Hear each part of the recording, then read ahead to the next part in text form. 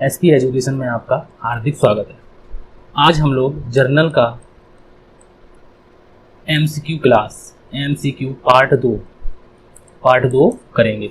तो पिछले पार्ट में मैंने 1 से लेकर के 22 तक क्वेश्चन कर लिए थे, 1 से लेकर 22 तक। तो आज का नंबर है 23। किसी मासिक विक्रय के भुगतान की रोजनामचा प्रविष्टि में सम्मिलित होंगे। तो इसमें पूछा गया है कि अगर हम लोग मासिक विक्रय करते हैं तो कौन सा खाता हम लोगों का डेबिट होगा और कौन सा खाता क्रेडिट होगा। तो मासिक विक्रय करते हैं तो हम लोग क्या करते हैं कि मासिक बिल, मंथली बिल जो होता है हम लोगों का डेबिट होगा, और 2 में हम लोग लिखेंगे सेल्स अकाउंट। तो मंथली बिल अकाउंट डेबिट, 2 में सेल्स अकाउंट। तो ये जो बात लिखी हुई है हम लोगों के सी ऑप्शन में, debit monthly bill and credit cash.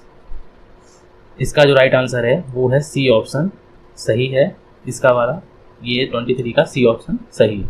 उसके बाद नेक्स्ट क्वेश्चन में लिखा हुआ है 24 नंबर, और 24 नंबर में लिखा हुआ है कि वेतन की रोजनामचा प्रविष्टि में सम्मिलित होंगे। तो वेतन की रोजनामचा प्रविष्टि हम लोग, मान लो हम लोगों को एक एंट्री डालनी है, यहाँ पे डाल देते हैं, यहाँ जगह है तो यहाँ पे डाल देते हैं वेतन की एंट्री, मतलब वेतन दिया, सैलरी पेड। तो हम लोग क्या है एंट्री लिखेंगे, तो सैलरी तो हम लोगों का खर्चा, और खर्चा सारे डेबिट होते हैं, तो सैलरी अकाउंट डेबिट, और 2 में लिख देते हैं वेतन में अगर कैश से दिया है तो ठीक, कैश से नहीं तो चेक से। तो ये हम लोग लिख दिया, नरेशन लिख दिया बीइंग सैलरी पेड। तो हम लोगों से पूछा गया है कि कौन सा खाता डेबिट होगा और कौन सा खाता क्रेडिट होगा। तो हम लोग इंग्लिश में देख लेते हैं, डेबिट सैलरी सही है एंड क्रेडिट कैश। तो यही वाला ऑप्शन बिल्कुल सही है, मतलब कि 23 का ये नंबर सही है। उसके बाद क्वेश्चन नंबर 25, और 25 में लिखा हुआ है कि एक खाते के कितने पक्ष होते हैं। एक खाते के कितने पक्ष होते हैं, how many sides does N and account have. तो एक खाते में 2 पक्ष होते हैं, एक होता है हम लोगों का डेबिट और एक होता है हम लोगों का क्रेडिट। तो ये 2 पक्ष होते हैं, तो इसका राइट आंसर ए ऑप्शन 2। उसके बाद 26 नंबर में लिखा हुआ है कि मशीन की नगद खरीद पर निम्न में से कौन सा खाता डेबिट होगा। देखो ये लिखा हुआ, नाम को डेबिट बोलते हैं, तो कौन सा खाता डेबिट होगा। तो मैंने आप लोगों को एंट्री बताई है कि मशीन, मान लो कि ये एंट्री लिखी है मशीन खरीदी, तो हम लोग एंट्री क्या डालेंगे कि मशीन अकाउंट डेबिट, और 2 में लिख देते हैं कैश अकाउंट। तो हमसे पूछा गया है कि कौन सा खाता डेबिट होगा, तो ये देखो कौन सा खाता डेबिट हो रहा है, मशीन खाता। तो इसके ऑप्शन में बी में लिखा हुआ है मशीन खाता। उसके बाद 27 नंबर में लिखा हुआ है कि स्वामी के द्वारा आहरित रोकड़ को जमा किया जाना चाहिए। तो स्वामी के द्वारा जो आहरित रोकड़ है उसको हम लोग किस खाते में जमा करते हैं, ये पूछा गया है 27 नंबर क्वेश्चन में। तो इसका राइट आंसर आप लोग बताइए। तो स्वामी के द्वारा रोकड़ आहरित की गई है, मान लो कि हम लोगों की ये शॉप है और इसमें से कुछ लोग रुपए निकाल लेते हैं अपने गोलक से, या फिर मतलब कि जो जहाँ पैसा रखते हैं वहाँ से पैसे निकालते हैं। तो ये पूछा गया है कि कौन सा खाता क्रेडिट किया जाना चाहिए। तो हम लोग एंट्री का डालते हैं ड्राइंग अकाउंट डेबिट, और 2 में हम लोगों ने क्या निकाली है, रोकड़। तो 2 में लिख देते हैं हम लोग कैश अकाउंट। 2 में क्या लिख देते हैं, कैश अकाउंट। तो ड्राइंग को बोलती हैं, हिंदी में बोलती हैं आहरण, ठीक है। तो इसमें पूछा गया कि कौन सा खाता क्रेडिट होगा। तो ये देखो आप लोग कौन सा खाता क्रेडिट हो रहा है, रोकड़ खाता। तो इसका जो राइट आंसर है वो है डी ऑप्शन, क्रेडिट खाता, मतलब रोकड़ खाता क्रेडिट होगा। अब उसके बाद नेक्स्ट क्वेश्चन 20 नंबर 8 में लिखा हुआ है कि 28 नंबर में सही वाक्यांश चुनिए, चूज द करेक्ट स्टेटमेंट, मतलब कि हम लोगों को सही वाक्यांश पर क्लिक करना है। तो पहला है परिसंपत्तियों की बिक्री को जमा में प्रविष्ट किया जाता है। परिसंपत्तियों की बिक्री को जमा में प्रविष्ट किया जाता है, ये पूछा गया है। ये तो ऑप्शन नहीं है, ठीक है, ये नहीं किया जाता है। तो क्या किया जाता है। उसके बाद कि व्ययों में वृद्धि को जमा में, मतलब कि व्यय जो है उनको जमा साइड में दिखाना चाहिए। तो ये भी बात गलत थी और ये भी बात गलत है। उसके बाद आगम में वृद्धि को नाम में दिखाना चाहिए, मतलब कि हम लोगों को रिसीव जो है वो हम लोगों को डेबिट साइड में दिखानी चाहिए। तो ये भी बात गलत है। तो हम लोगों से उसके बाद पूछा है कि पूंजी में वृद्धि को जमा में प्रविष्ट किया जाना चाहिए। तो credit the increase in capital, मान लो कि हम लोगों को 10,000 रुपये की पूंजी थी, उसमें से हम लोगों को 1,000 रुपये का प्रॉफिट हो गया, तो ये हम लोग जोड़ी तो लेंगे, तो 11,000 टोटल दिखा देंगे। तो इसका जो राइट आंसर है वो है D option, credit the increase in capital, ठीक है। उसके बाद नेक्स्ट क्वेश्चन में लिखा हुआ है कि तो 29 नंबर क्वेश्चन, सॉरी, किसी फर्म के लेन देनों को रोजनामचा में अभिलेखित करता है, तो अभिलेखित करता है journal record the transaction of the firm in, तो वो पूछा गया है क्रमानुसार तरीके से लेखित करता है, अभिलेखित करता है। क्रमानुसार तरीके से कैसे? जैसे मान लो कि 1 तारीख को अगर कोई मतलब कि सामान ले गया तो 1 तारीख को पोस्ट करेंगे, उसके बाद 2 तारीख को, उसके बाद 3 तारीख को, उसके बाद 4 तारीख को, तो ऐसे करके क्रमानुसार व्यवस्थित रोजनामचा करते हैं, डेट बाई डेट, तो उसे बोलते हैं क्रमानुसार तरीके से हम लोग करते हैं। उसके बाद 29 के बाद क्वेश्चन नंबर है 30, और 30 में लिखा हुआ है कि नाम इंगित करता है, तो नाम को बोलते हैं डेबिट। तो डेबिट सिग्निफिक मतलब कि साइन दिखाता है। डेबिट जो है वो क्या साइन दिखाता है? तो डेबिट जो है वो क्या साइन दिखाता है? संपत्तियों में वृद्धि, ये भी बात बिल्कुल सही है। पूंजी खाते में कमी, डेबिट होता है तो पूंजी खाते में कमी तो होती है। दायित्व में कमी, तो ये भी बात बिल्कुल सही है। तो इसका जो राइट आंसर है वो है डी ऑप्शन। ये चारों की चारों बातें सही है। उसके बाद 31 नंबर क्वेश्चन, और 31 नंबर में लिखा हुआ है कि यदि एक ही प्रकृति के दो खाते, एक ही प्रकृति के 2 या अधिक लेन देन को एक साथ रोजनामचाकृत किया जाता है तो उसे क्या कहते हैं? तो उसे हम लोग ज्वाइंट जर्नल एंट्री कहते हैं, ज्वाइंट अकाउंट। जैसे मान लो कि कल मैंने आप लोगों को पिछले वाले वीडियो में बताया था, तो उसको आप लोग अच्छी तरीके से देख लीजिए। ये क्वेश्चन जो है बोस्ट क्वेश्चन करा रहा हूँ, MCQ बेस्ड है, और हिंदी इंग्लिश दोनों में करा रहा हूँ, इसीलिए ये हिंदी में भी है और इंग्लिश में भी है। तो आप लोग इनको देख लीजिए। मैं हिंदी में पढ़ता हूँ तो आप लोग इंग्लिश में भी देख लीजिएगा, ठीक है।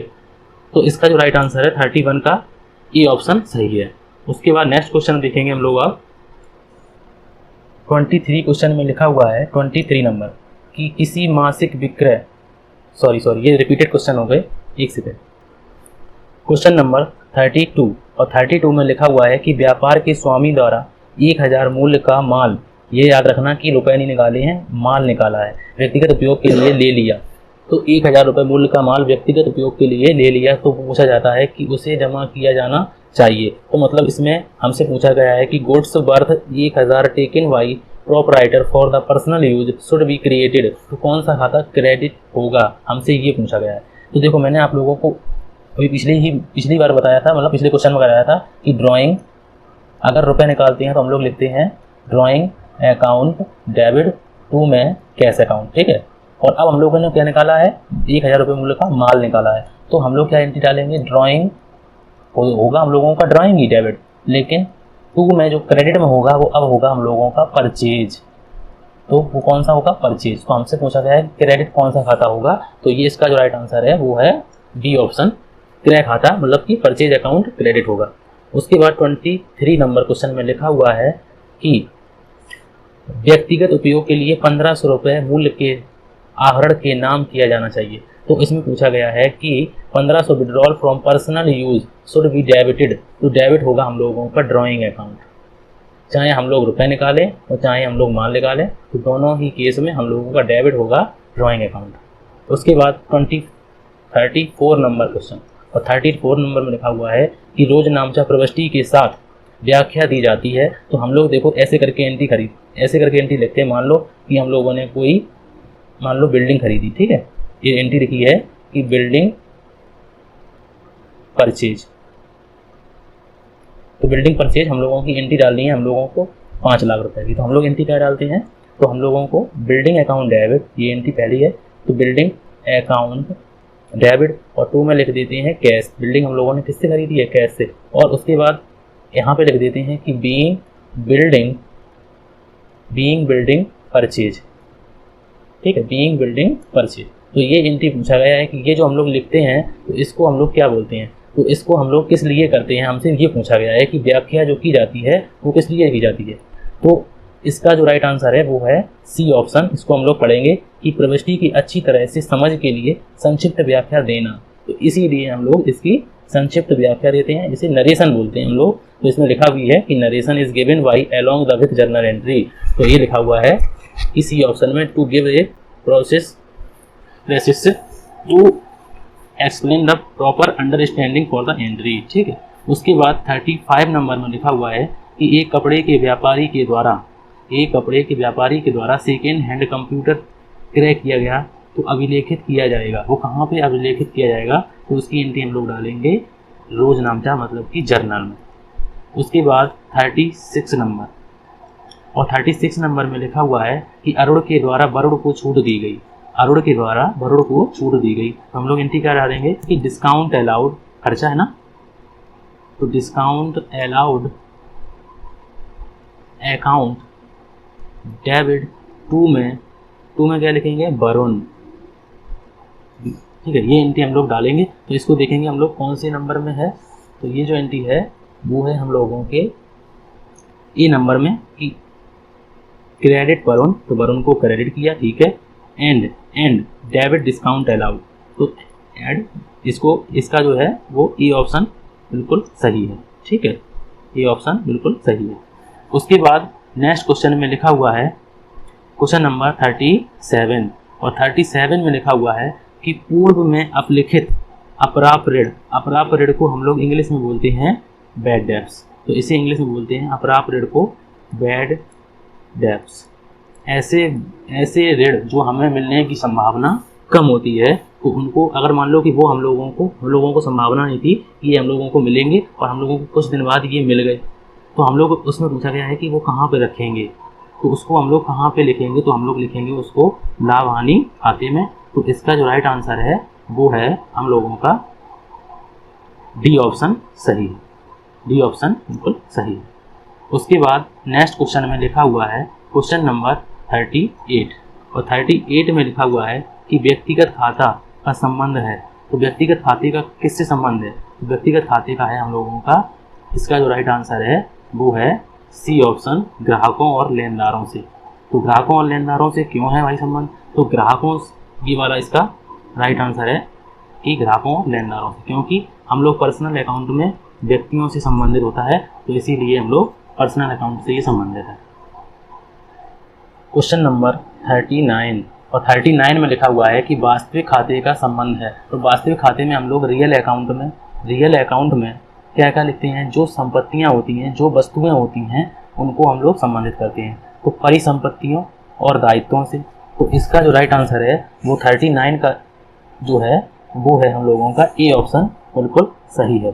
तो 39 का ए ऑप्शन सही है, तो इस पर हम लोग ए ऑप्शन बिल्कुल सही है। उसके बाद नेक्स्ट क्वेश्चन में लिखा हुआ है कि क्वेश्चन नंबर 40, और 40 में लिखा हुआ है कि अवास्तविक खाते।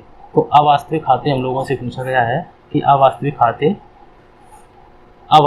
खाते में डेबिट शेष प्रदर्शित करता है।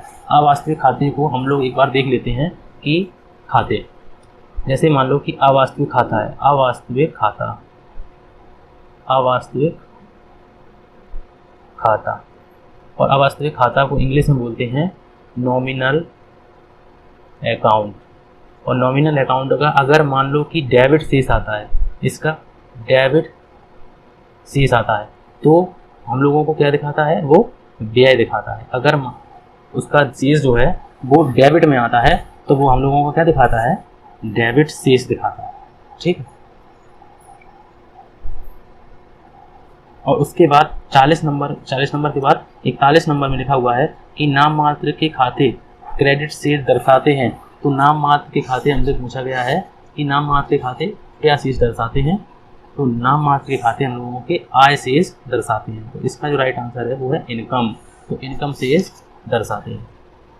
आशा करता हूँ कि आप लोगों को ये मेरे जो द्वारा MCQ कराए गए हैं आप लोगों को अच्छी तरीके से समझ में आएंगे। तो जर्नल के अब उसके बाद हम लोग नेक्स्ट पार्ट में करेंगे हम लोग खाता बही के MCQ। खाता बही, और खाता बही को इंग्लिश में बोलते हैं लेजर।